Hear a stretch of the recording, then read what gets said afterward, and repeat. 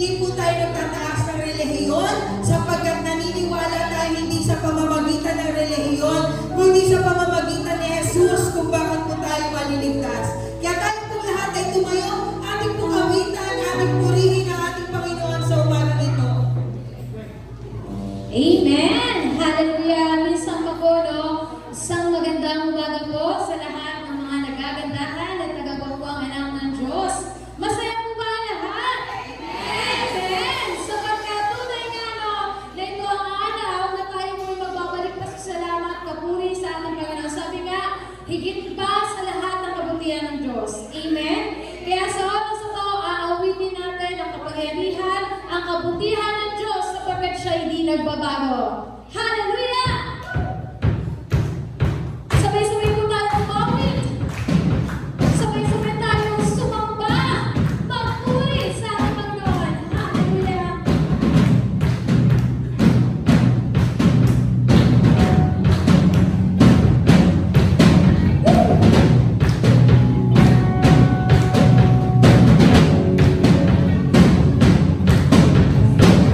Marami man nagbago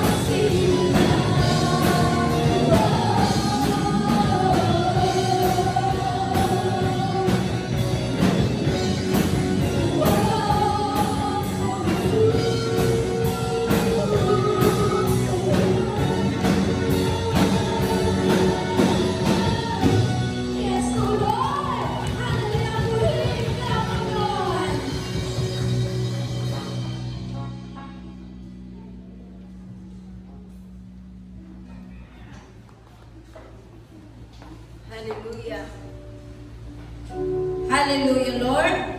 Thank you, Lord. Thank you, Lord. Thank you, Lord. Thank you, Lord. Thank you, Lord. Thank you, Lord. Thank you, Lord. Salamat, Panginoon. Maraming salamat po, Diyos.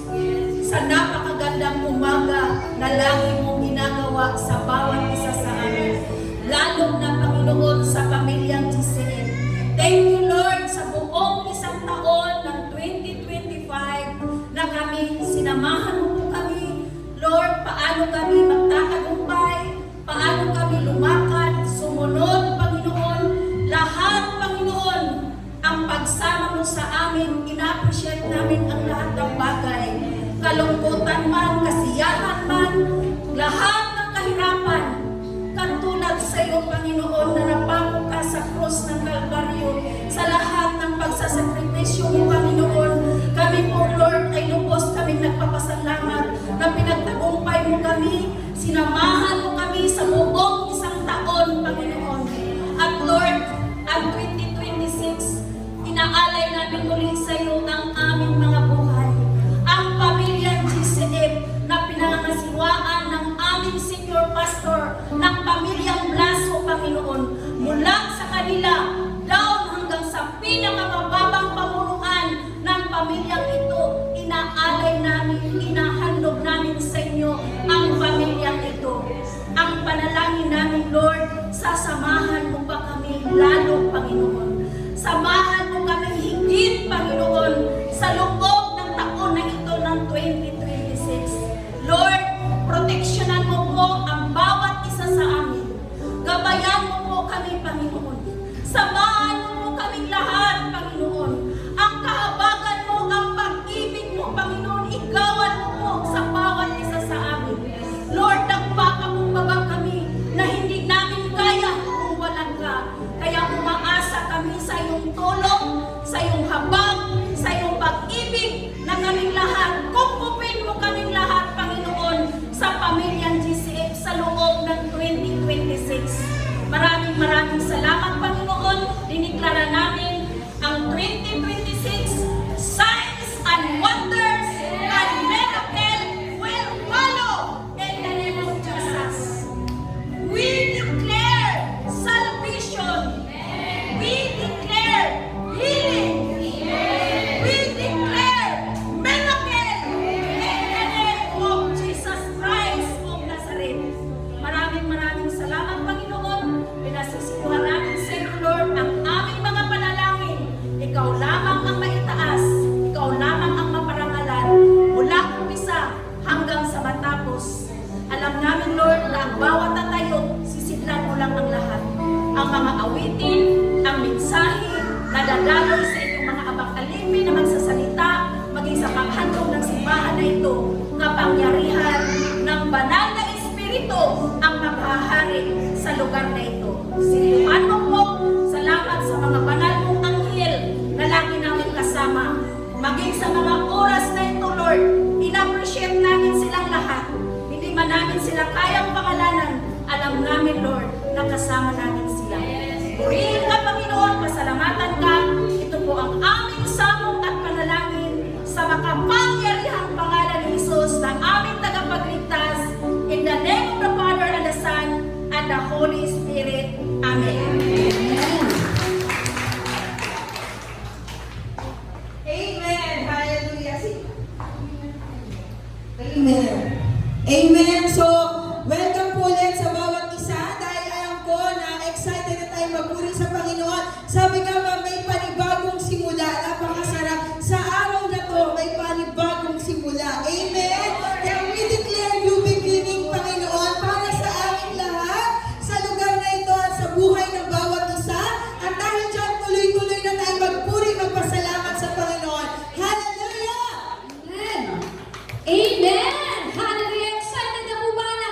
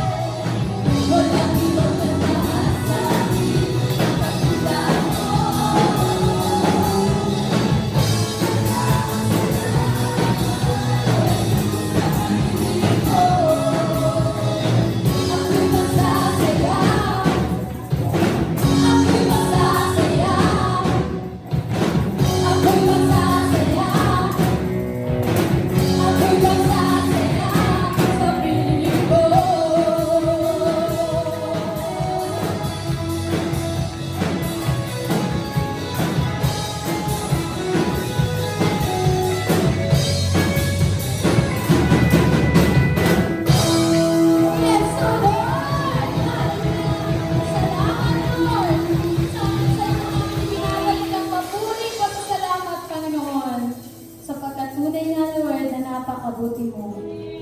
Amen. You deserve all the glory, all the praises, Panginoon.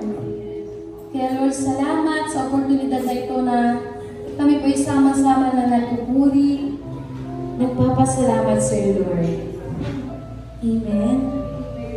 Tunay nga, no, ang ating Panginoon yung pinakamatibay nating sandigan. Sa lahat po ng mga pagsubok, sa mga downs, na kinakaharap natin sa buhay, kailan natin tayo iniwan ng Diyos. Amen. Kaya sa oras ito, kapatid, huwag mo sayangin yung pagkakataon na sa pamagitan ng kantong to, magpasalamat ka sa Panginoon. Amen. O tunay na napakabuti mo, Lord. Hallelujah.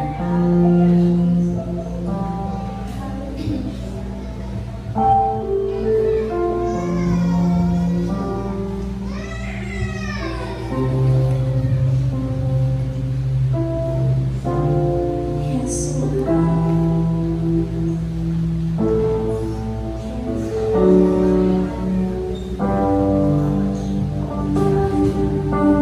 Ikaw ay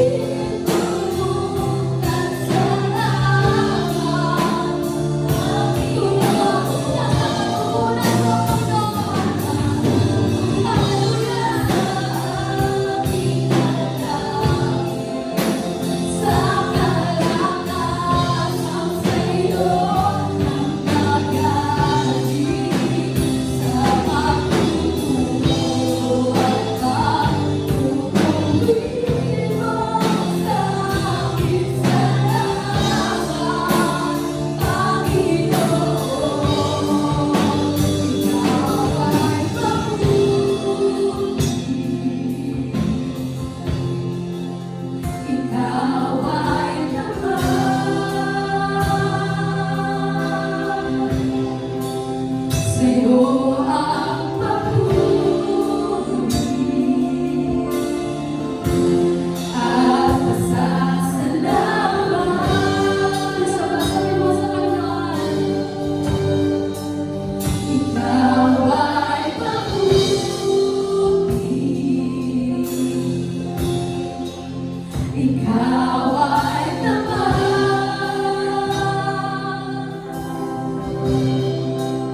sa'yo ang papuri at pasasalamat. Ikaw ay mabuti, ikaw ay mabuti.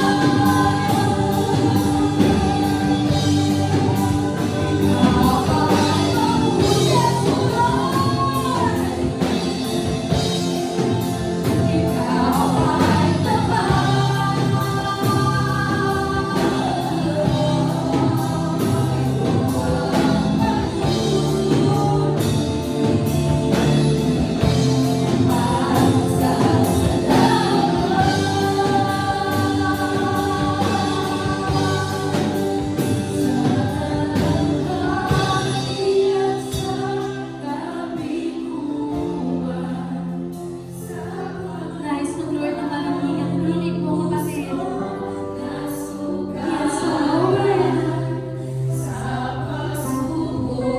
Tunay nga, Lord. Ang pagputi mo, Panginoon.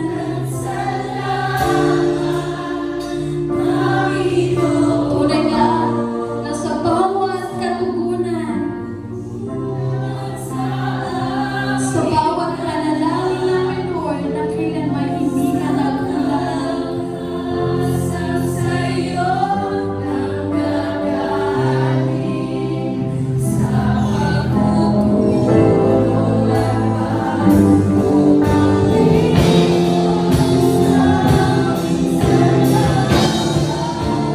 Panginoon, umisa ka sa talalaki at sa kabiguan, sa magluha ng pusong masugatan, sa pagtulong na iyong hinahin, paglutan sa laban, Panginoon.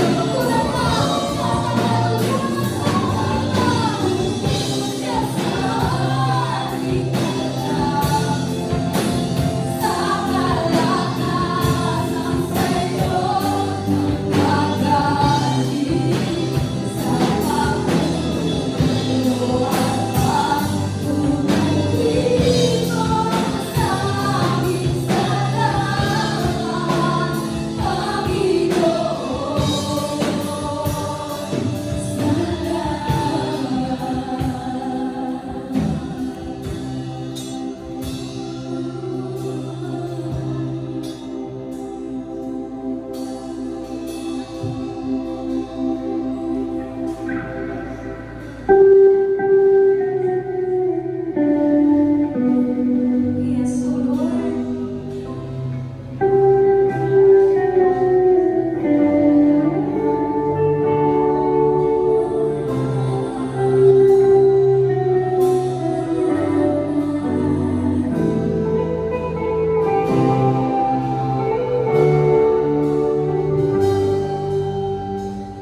Mahal kita, walang hanggan ang iyong biyaya, buong buhay hawak mo sa iyong kamay, mula sa aking pag-ulat hanggang sa pag-ibig, awitin ko ang kabutihan ng Diyos.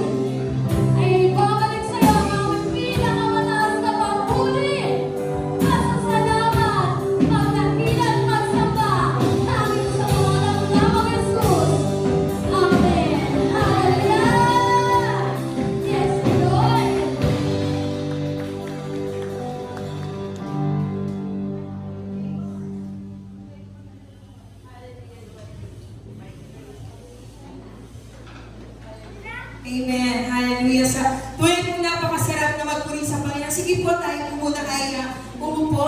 Bago po tayo makinig ng salita ng Panginoon, nais ko po ulit na i-welcome yung bawat isa. Salamat sa Panginoon na nandito po tayong lahat. Salamat sa kabutihan ng Panginoon sa ating mga buhay.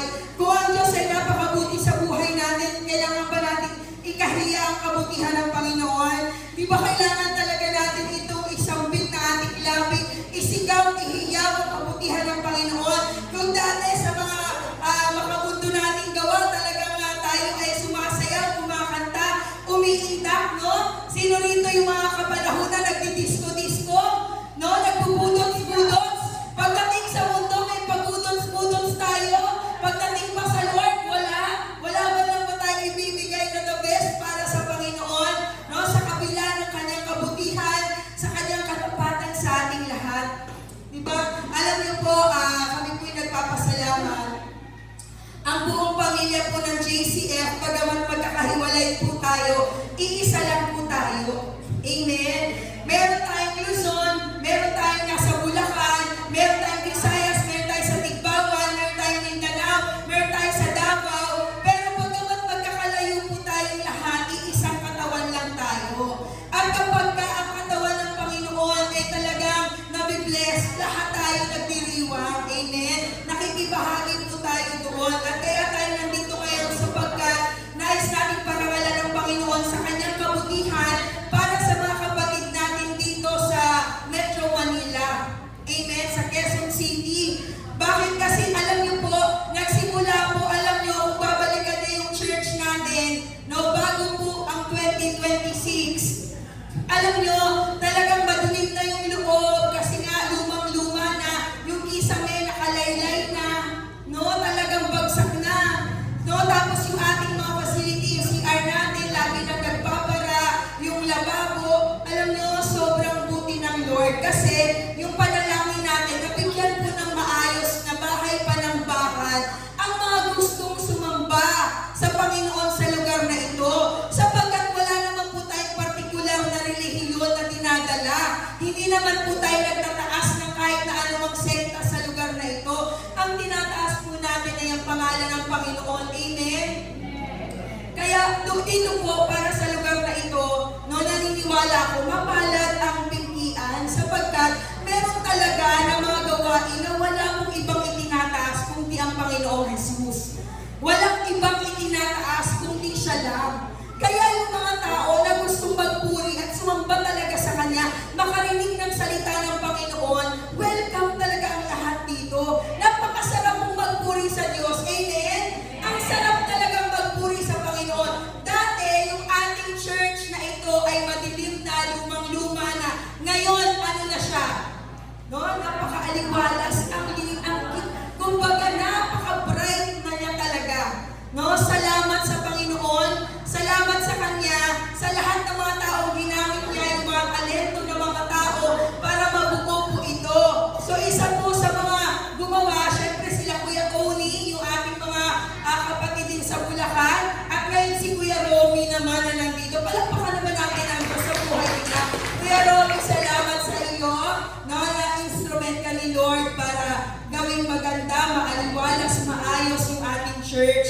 Napakasipag din ni Kuya Romy kasi talagang every time na maggagawa siya sa simbahan, alam mo, nililinis niya talaga ito pagkatapos. Kaya sobrang masaya yung puso natin na pinapahalagahan ang bahay panambahan ng Panginoon. Kasi dito sumasamba yung mga nagmamahal kay Lord. Diba? Yung talagang yung ating mga puso, yung dinadala ng puso natin, inuusal natin sa Panginoon. Yung mga awitin natin kanina, no? Sinabi natin, Diyos, ika'y tapat sa habang buhay, ika'y mabuti magpakailanman. Hindi lang din basta-basta awitin, laman yun ng puso natin. Amen? No? Kapag dinideklara natin, inaawit natin sa ating bibig, no? Dinadama yun ng puso natin sapagkat yun ay awit ng ating puso para sa Panginoon. Kaya tayo naluluha tayo. Bakit? Kasi napakabuti ng Diyos. Amen? Tumingin po kayo sa lugar na ito. Tingnan nyo yung ating paligid. No? Ito po ang church natin. Napakagandang tingnan. tingnan. Amen? Bakit? Kasi maaliwalas, maayos, no? Napakagandang tingnan. At lahat po ng bahagi ng church na yan, wala pong taong nagmamay-ari yan. Wala pong tao, hindi po yan kay Glasgow, Virginia, kay Papa Fred, hindi po yan kahit kanino. No? Ito pong lugar na ito ay idinidedicate para sa Panginoon. Para po talaga ito sa Kanya. Kaya sabi namin kay Romy, galingantahan mo talaga kasi hindi yan para sa tao, para kay Lord yung ginagawa mo. Kaya lang nalubos po kami natutuwa. Talagang ang puso namin ay nagagalak dahil finally, no, ilang buwan po, nag-start po ng February, March, April, May, June, July, August, September, October, November, December, January, 11 months in the making po, almost 1 year in the making ang church na ito. Palakpakan naman natin ang Panginoon. Bakit? For that month, no, for almost a year, hindi po tayo pinabayaan ng Panginoon. Alam nyo, ang bawat materyales po na ginamit dito, binibili. No? Alam niyo po bang mahal ang materyales, mahal na rin ang labor, mabuti na lang nga si Kuya Romy. Talaga naman, talaga hindi na, pinagbubuti niya talaga yung kanyang trinabaho dito. Alam niyo, tsaka sila Kuya Tony, no? Alam niyo po, lahat yan ginagastosan. Maniniwala kayo, hindi po nangutang ang church.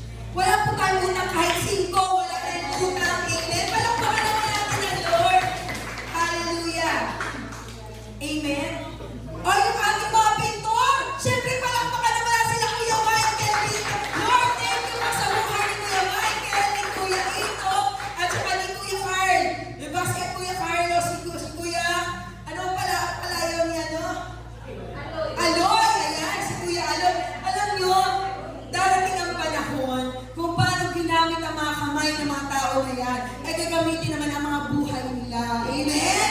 Kaya Lord, salamat Panginoon, sapagkat ang lahat ng bagay walang imposible sa Kanya. Alam nyo, nung nagpipray kami ni Alan, paano ba ito mangyayari? Talaga Lord, paano po ba ito mangyayari? Si Mama, nasa malayong lugar. So, ang mga nandito kami ni Alan, so, absorb namin ni Alan yung mga needs dito talaga. So, sabihin namin kay Mama, kulang na ito ganon. Alam nyo, ang Diyos, dapat talaga ang Panginoon. Dapat ang Lord sa ating lahat. Naalala ko po, kanina umaga, sa preaching ni Kuya Ed, sabi niya, meron daw po doon na isang lingkod ng isang propeta, ng isang alagad ng Panginoon. Dumating sa kanya dahil namatay yung asawa, yung naglilingkod doon sa lingkod ng Diyos. No, si Elijah, namatay yung kanyang lingkod. Tapos, may utang. Sabi niya, ngayon, may utang kasi yung asawa ko, nalingkod mo. Ngayon, yung mga anak kong lalaki, gagawin na silang alipin. Sila na yung ipangbabayad. Tulungan mo naman ako, di ba naglingkod naman ang asawa ko?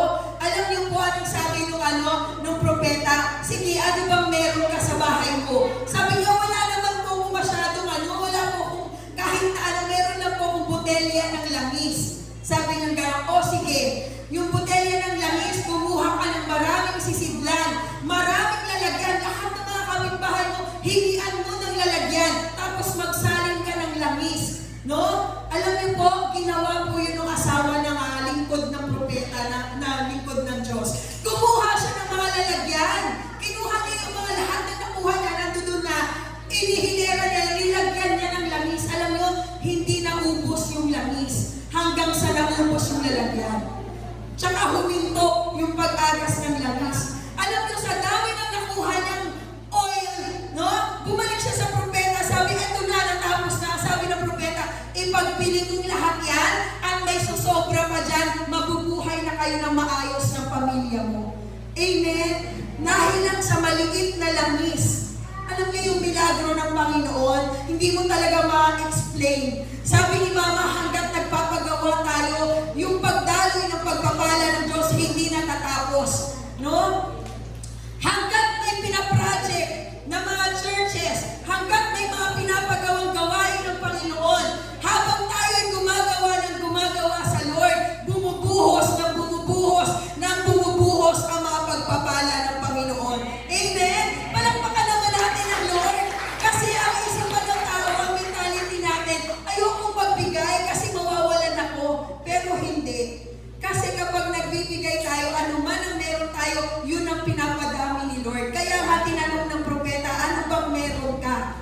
Kasi kahit na anong gawin ng propeta, kung wala talaga, kahit i-multiply mo yung zero sa kahit anong number, zero pa rin talaga. Kaya palaging may gagamitin ang Diyos sa buhay natin. Ano man yung pinagkatiwala ng Panginoon sa buhay natin, no, kapag ginamit natin yung sa Lord, hindi po siya nauubos. Lalo siyang dumadami ng dumadami ng dumadami. Kaya nga yung mga naglilingkod sa Diyos, no, hindi sila tumitigil maglingkod sa Diyos. Bakit? Kasi lalo silang pinagpapala ng Panginoon. Amen? Tayo lahat ay nagtatanim.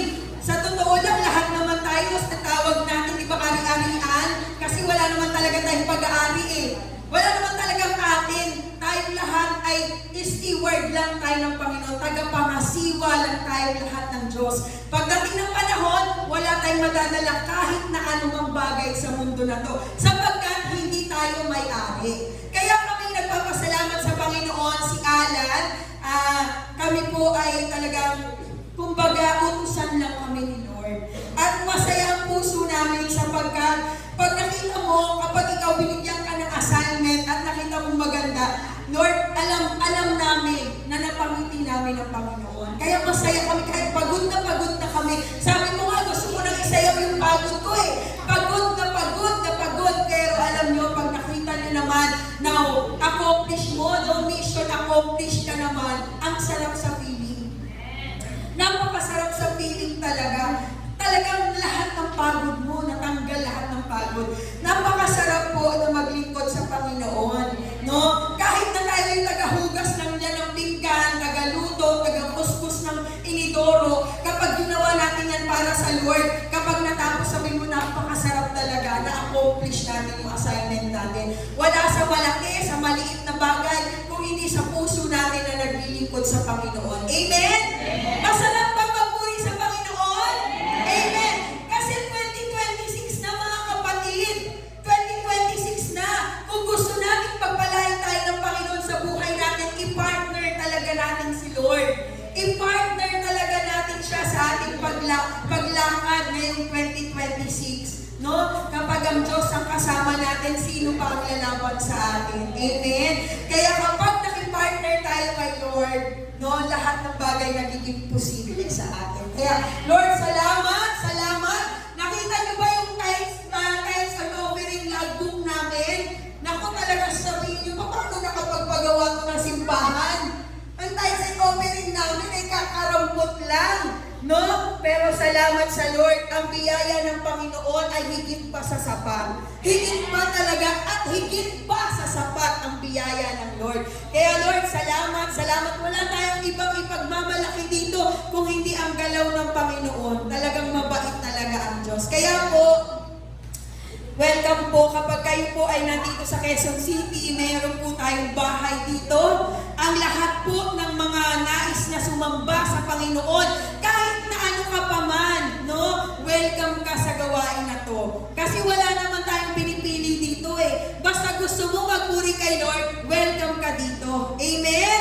Ang bahay na to ay para sa lahat ng may puso na sumamba sa Panginoon. Kaya salamat Lord, thank you Lord. At ngayong araw na to, i-dedicate po natin, kaya po tayo nanditong lahat, sapagkat i-dedicate po natin ang church, ang bawat poste, ang bawat hamba, no? Lahat yan, ang pintuan, ang mga pintana, ang lahat na bahagi ng church na ito, ng building na ito, i-dedicate natin sa Panginoon. Amen? Kaya po ngayong umaga, bago tayo makikinig muna tayo ng salita ng Panginoon. Kakain muna tayo ng spiritual, sapagkat ang Lord ay spirit, so kailangan mabusog muna ating espiritu. Tayo pong lahat ay makikinig ng salita ng Diyos, at pagkatapos ay magkakaroon tayo ng dedication. So ngayon pong umaga, bago po tayo makinig ng salita ng Diyos, ihanda po natin ang ating mga puso, at aawitan muna natin ang Lord para tayo ay mahanda, no? Bago ang Word of God. Pwede po ba tayong tumayo, yung worship team? Awitin na po natin yung ating song before the Word of God. Ihanda po natin ating mga puso sa pakikinig ng salita ng Diyos sa umagang ito. Ang ating puso, ang ating isip, Ituon po natin lahat sa Panginoon para matanggap natin ang revelation ni Lord sa atin sa umagang ito.